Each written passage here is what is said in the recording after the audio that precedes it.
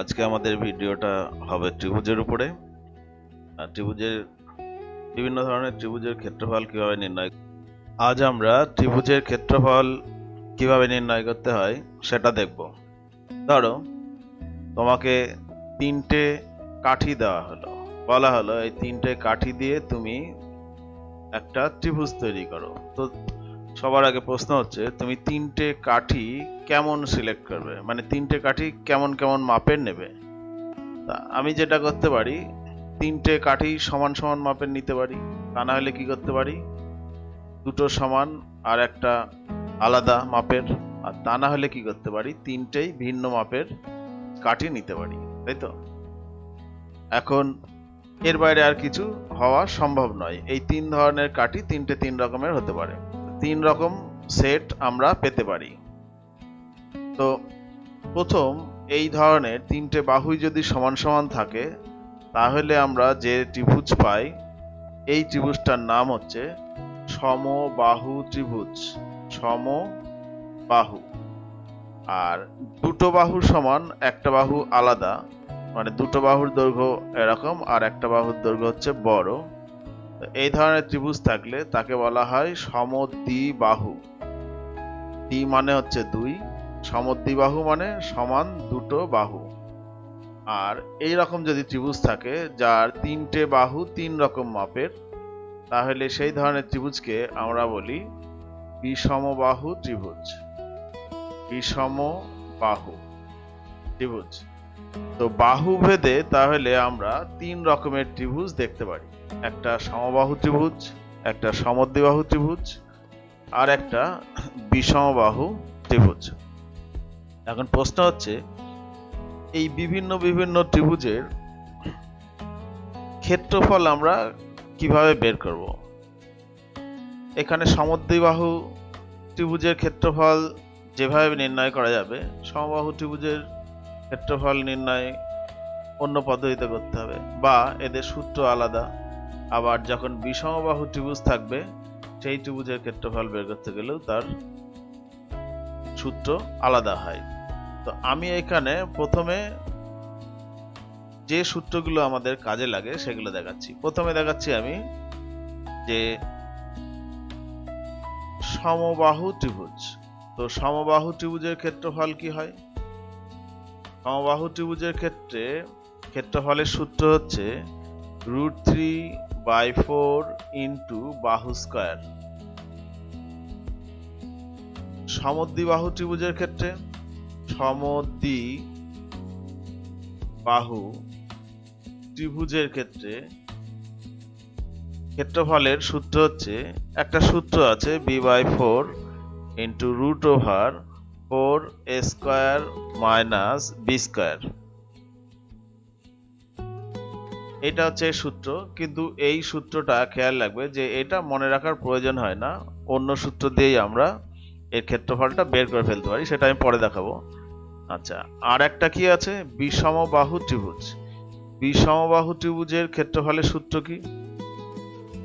বিষমবাহু ত্রিভুজের ক্ষেত্রে ক্ষেত্রফলের সূত্র হচ্ছে, খেয়াল রাখবে এটা, √ এই সূত্রটা s into s minus a s minus b into s minus c। এই তিনটে সূত্র, এর মধ্যে 1 নাম্বারেরটা আর 3 নাম্বারেরটা, এই সূত্র দুটো যদি আমরা মুখস্থ রাখতে পারি তাহলেই যে কোনো ত্রিভুজের ক্ষেত্রফল আমরা বের করে ফেলতে পারবো। আচ্ছা, এই তিনটে ছাড়া একটা কমন সূত্র আছে, সেটা হচ্ছে যদি ভূমির দৈর্ঘ্য আর উচ্চতা আমাদের জানা থাকে তাহলে যে কোনো ত্রিভুজের ক্ষেত্রেই আমরা তার ক্ষেত্রফলটা বলতে পারবো। সেটা হচ্ছে, সূত্রটা হচ্ছে হাফ ইন্টু ভূমি ইন্টু উচ্চতা। এই সূত্রটা খুব কমন এবং ইম্পর্টেন্ট। এটা যে কোনো ত্রিভুজের ক্ষেত্রে যদি আমরা ভূমির দৈর্ঘ্যটা জানতে পারি এবং উচ্চতাটা জেনে থাকতে পারি, তাহলে আমরা হাফ ইন্টু ভূমি ইন্টু উচ্চতা এই সূত্র দিয়েই ক্ষেত্রফল বের করে ফেলতে পারবো। তো এখন আমি দেখাচ্ছি কোন ক্ষেত্রে কোন ত্রিভুজের ক্ষেত্রফল কিভাবে বের করা হয়। এই সূত্রগুলোর উৎপত্তি কিভাবে সেটা আমি এখন দেখাবো। তো প্রথমে দেখাচ্ছি সমবাহু ত্রিভুজের ক্ষেত্রফল। তো সমবাহু ত্রিভুজের ক্ষেত্রে আমরা আগে একটা সমবাহু ত্রিভুজ একে দেখিয়ে দিচ্ছি। আমি হাতে আঁকছি মোটামুটি এরকম একটা সমবাহু ত্রিভুজ। এর হচ্ছে এটা এ, এই বাহুটা বি, আর এই বাহুটা সি। এর ক্ষেত্রফল আমরা কি করে বের করব? তো আমি ধরলাম যে এর প্রত্যেকটা বাহুর দৈর্ঘ্য সমান, সুতরাং প্রত্যেকটাকে আমি ধরলাম ছোট হাতের এ। বাহুগুলোর দৈর্ঘ্য ছোট হাতের এ। তো এখন এইখান থেকে এ বিন্দু থেকে যদি আমি বিসি এর উপরে লম্ব টানি, তাহলে কি হবে? এইখানে এই বাহুটা দুটো ভাগে বিভক্ত হবে, দুটো সমান ভাগে বিভক্ত হবে আসলে। তো এই অংশটা এর দৈর্ঘ্য হবে a/2, আর পরের এইটুকুর দৈর্ঘ্য হবে a/2। এখন আমরা কি বলেছি যে যে কোনো ত্রিভুজের ক্ষেত্রফল হাফ ভূমি ইন্টু উচ্চতা হয়। তা আমি এখানে যে দুটো ত্রিভুজ তৈরি হচ্ছে তার প্রত্যেকটির ক্ষেত্রফল কি হবে? হাফ ভূমি ইন্টু উচ্চতা। তাহলে আমাকে এখানে উচ্চতাটা আগে বের করে নিতে হবে। তা আমি ধরলাম এইখান থেকে এ বিন্দু থেকে বিসি এর উপর যে লম্বটা টেনেছি তার লম্ব পাদবিন্দুর নাম হচ্ছে ডি ধরলাম, অর্থাৎ এডিটা বিসি এর উপরে লম্ব। তাহলে এ বিডি ত্রিভুজ এ বিডি এটা হচ্ছে একটা সমকোণী ত্রিভুজ এ বি ডি। এটা হচ্ছে কি একটা সমকোণী ত্রিভুজ। সমকোণী ত্রিভুজের ক্ষেত্রে আমরা কি বলতে পারি না, অতিভুজের স্কয়ার ইজ ইকুয়াল টু লম্ব স্কয়ার প্লাস ভূমি স্কয়ার। আমরা জানি যে কোনো ত্রিভুজের ক্ষেত্রে, যে কোনো সমকোণী ত্রিভুজের ক্ষেত্রে এটা স্কয়ার ইজ ইকুয়াল টু এটা স্কয়ার প্লাস এটা স্কয়ার হয়, অর্থাৎ অতিভুজের স্কয়ার ইজ ইকুয়াল টু কি হয়?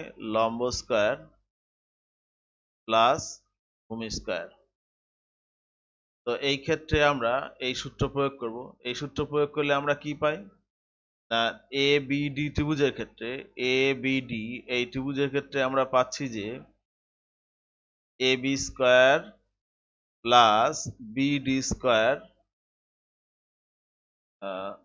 সরি, এ বি স্কয়ার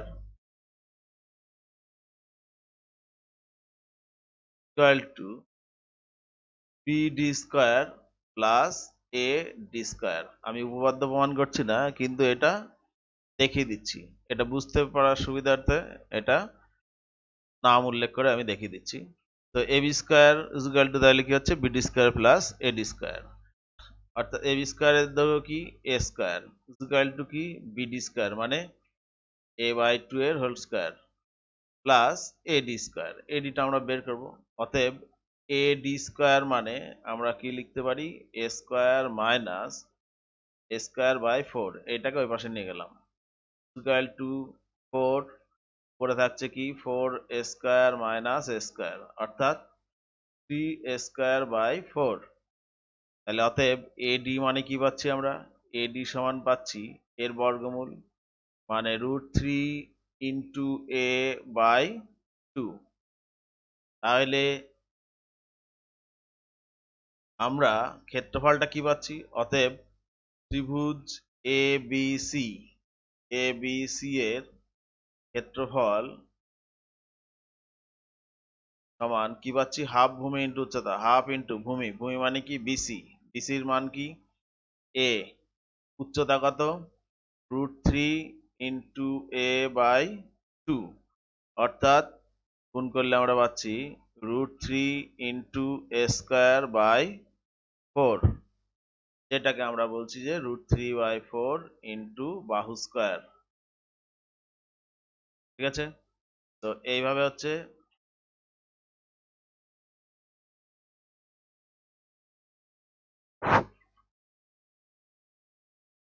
এখন দেখাচ্ছি সমবাহু ত্রিভুজ এবিসি এর ক্ষেত্রফল কিভাবে নির্ণয় করা হয়। এই ছবিটাতে এবিসি একটি সমদ্বিবাহু ত্রিভুজ, অর্থাৎ এক্ষেত্রে এবিসি এর এই বাহুটা আর এই বাহুটা সমান সমান, আর ভূমিটার দৈর্ঘ্য আলাদা। সমান বাহু দুটির দৈর্ঘ্য একটা এ, এই পাশেরটা এ, আর ভূমিটার দৈর্ঘ্য হচ্ছে বি। এটার ক্ষেত্রফল আমরা নির্ণয় করব। এটার ক্ষেত্রফল নির্ণয় করতে গেলে এখানে দেখতে পাচ্ছ যে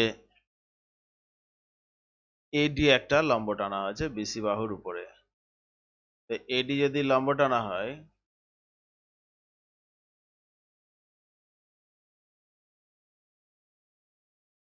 এডি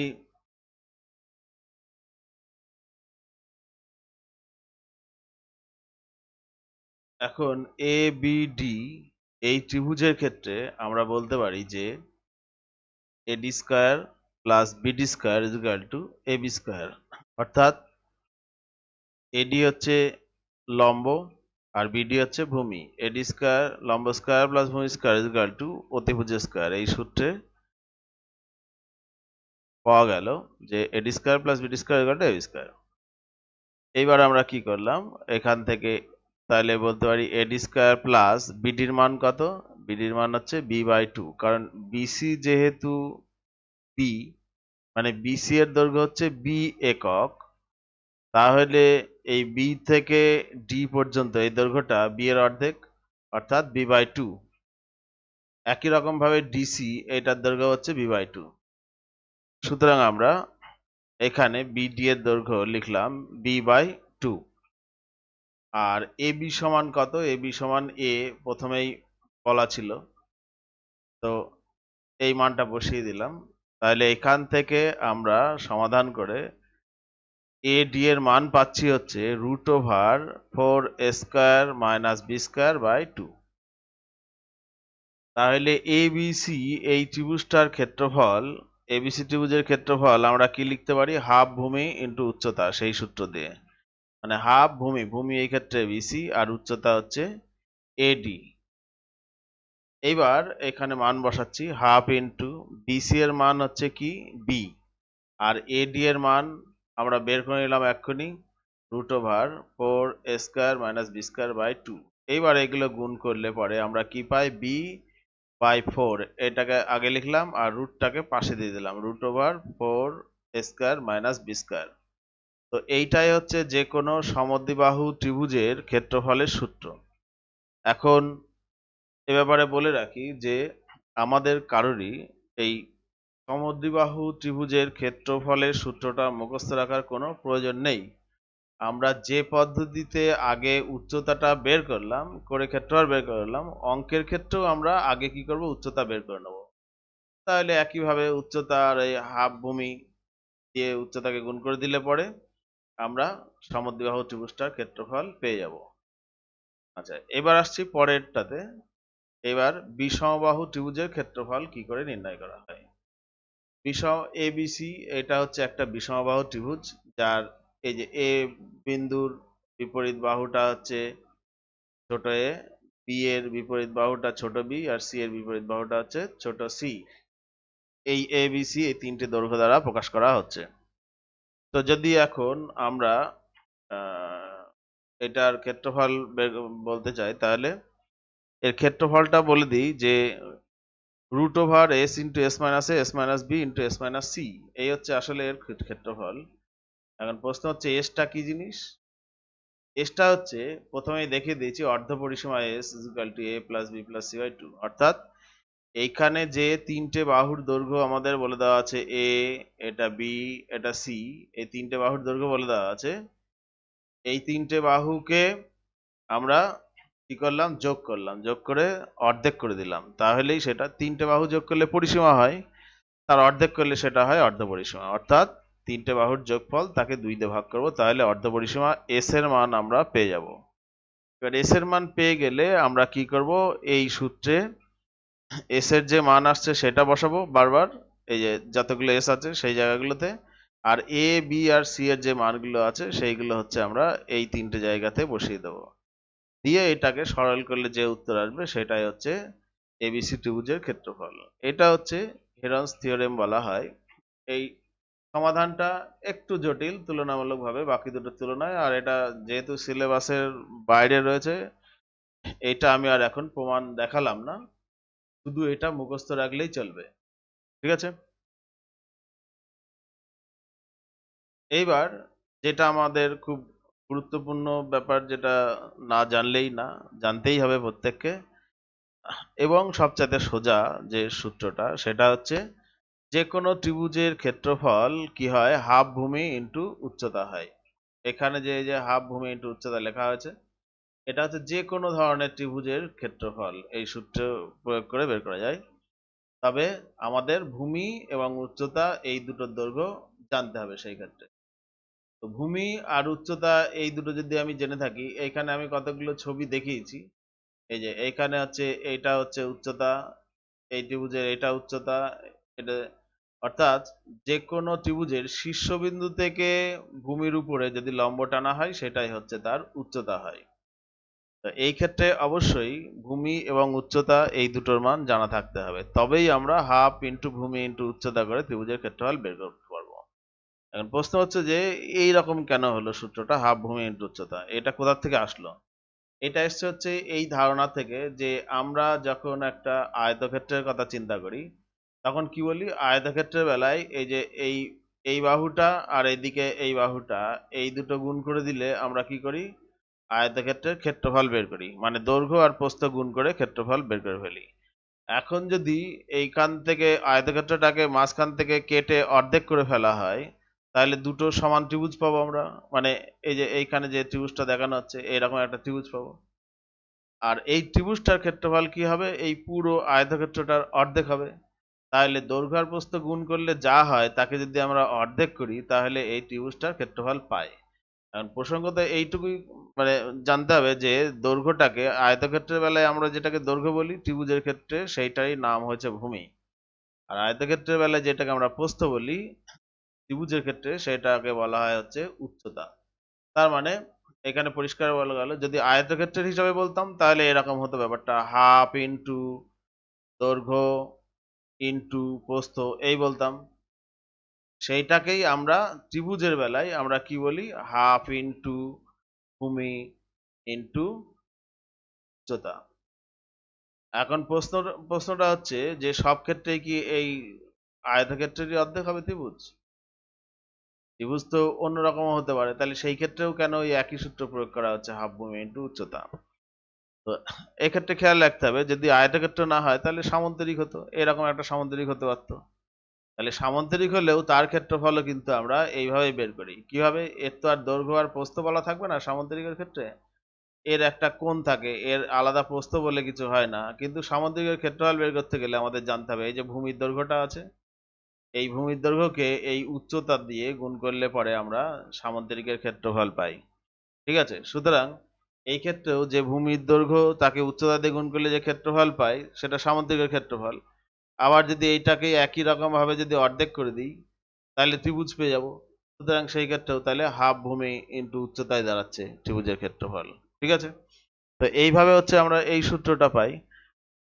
তো এই ভিডিওটাতে আমি ত্রিভুজের ক্ষেত্রফল কি কিভাবে বের করা হয়, ত্রিভুজ কয় প্রকার, কি কি সমস্ত ডিটেলস কিন্তু আলোচনা করে দিলাম।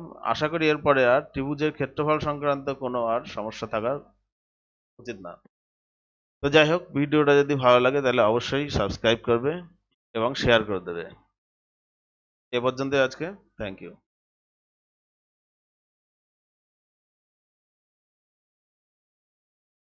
আমি এইভাবেই নিয়মিত আমার চ্যানেলে ভিডিও দিতে থাকবো। যারা যারা উৎসুক তারা আমার চ্যানেলটিকে সাবস্ক্রাইব করে নিয়ে ভিডিওগুলো দেখতে পারো। এটুকু গ্যারান্টি দিতে পারি যে খুব সহজভাবে বিষয়গুলো কিভাবে মনে রাখা যাবে বা কিভাবে বুঝে নেওয়া যাবে, শর্টকাট মেথড কি কি আছে, কোনটার সঙ্গে কোন বিষয়গুলো যুক্ত, কোনগুলো জানতে হবে, একটা প্রমাণের সঙ্গে সঙ্গে আর যে বিষয়গুলো আসে সেগুলো, আহ, বা অন্যান্য অঙ্কগুলোর ক্ষেত্রেও আমরা যখন একটা অঙ্কের প্রবলেম সলভ দেখাই তখন তার সঙ্গে সঙ্গে কোন জিনিসগুলো জানা প্রয়োজনীয় হয়ে পড়ে সেগুলো নিয়েও আমরা আলোচনা করে থাকি। ঠিক আছে? তো আহ, পাশে থাকবে সবাই, আর চ্যানেলটিকে সাবস্ক্রাইব করবে, অবশ্যই লাইক শেয়ার করবে, কমেন্ট করবে, ভালো লাগলে বলবে, খারাপ লাগলেও জানাবে, কোথায় ভালো লাগছে না, কোথায় একটু ভালো করলে ভালো হতো, এগুলোও জানালে আমি খুশি হব। আমি চেষ্টা করব যাতে ভিডিওটা সকলের জন্য আরো বেশি মনোগ্রাহী হয় এবং সবচাইতে বড় ব্যাপার যেটা সকলের জন্য সবচাইতে বেশি দরকারি হয়ে ওঠে। ঠিক আছে? Thank you.